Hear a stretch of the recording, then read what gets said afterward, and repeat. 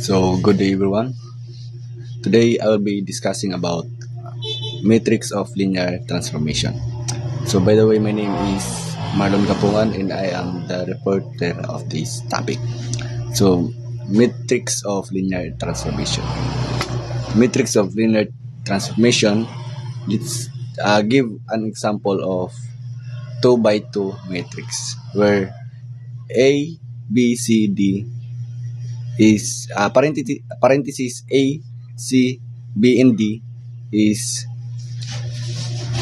parenthesis X, Y equals X, AC plus Y, BD equals AX plus BY, CX plus DY. So that is the substitution of 2 by 2 matrix where you have to distribute each of the close parenthesis of A, B, C, D where in Y and X.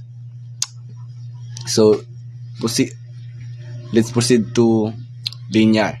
So what is linear? Linear is relating to resembling or having a graph that is line and especially straight line involving a single dimension. Example, y equals mx plus b.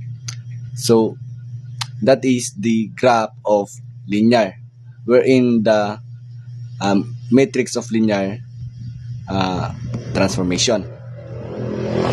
Next, let's proceed to transformation. So what is transformation? The operation of changing as by rotation or mapping one configuration or expression into another in accordance with a mathematical rule. So in this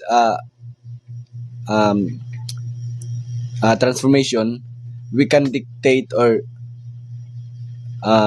graph the given wherein this problem can be graphed. Next is linear transformation. So what is linear transformation? A linear transformation is a function from one vector space to another that respects the underlying linear structure of each vector space. A linear transformation is also known as linear operator or a map. Next, matrix of linear transformation. So this is the topic. This is the main topic of this day. The matrix of linear transformation is a matrix for which T is close parenthesis x equals ax for a vector x in the domain of T. This means that applying the transformation T to a vector is the same as multiplying by this matrix. Such a matrix can be found for any linear transformation. T from R to R for fixed value of n and m and is unique to the transformation. So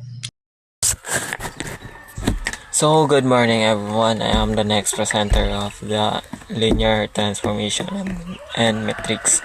So A equals to 0, 1, 2 and 0 and negative 2, 0, 0.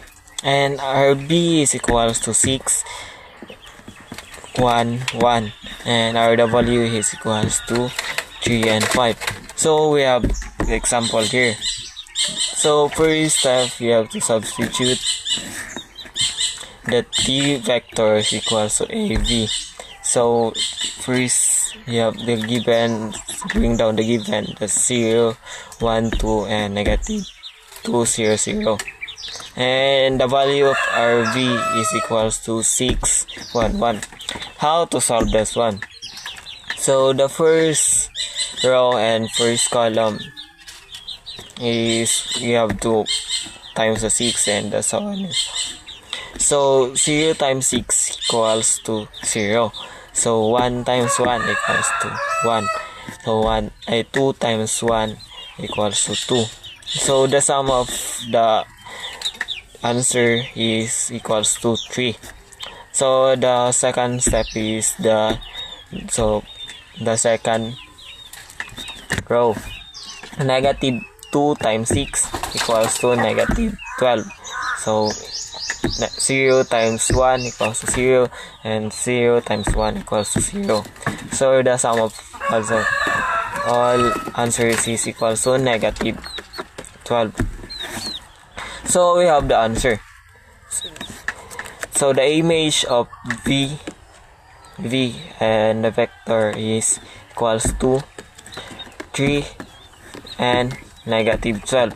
So that's our answer of the v, the image of v. So we have now the second is to find the w is equals to 3 and 5. First step is not just the same to the v. So t vector is equals to a w. So first we have our given answer is equals to 0, 1, and 2, and negative 2 and 0, 0. Then let v is equals to v sub 1, v sub 2, and v sub 3. So we put that one in the second row.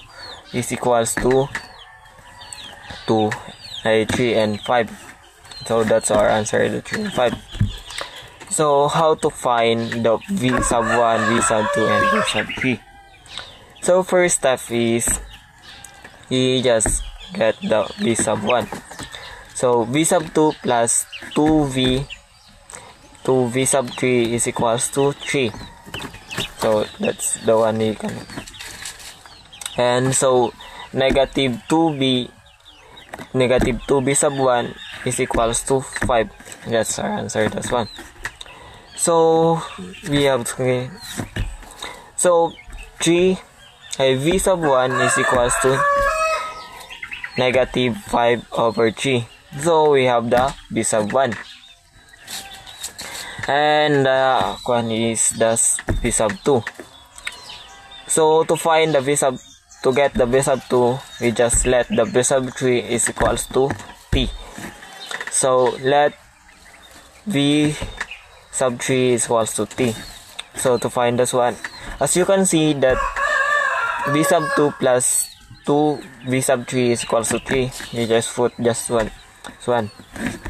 So you can see that v sub 3 is equals to t. So they can do that one.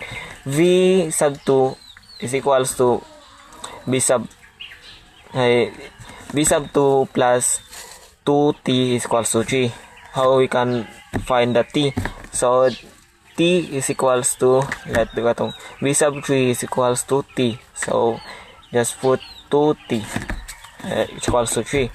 So we have the last one is the v sub 2. Just find the v sub 2. So it is transposes into 1. And v sub 2 is equals to 3 minus 2t. So we have the v sub 1, v sub 2, and v sub 3. So let the free image of w. Just it is not the exactly answer of this w. So the free image of w is equals to negative 5 over 3 and 3 minus t, 2t and t. So that's the answer of our w is equals to 3, 5.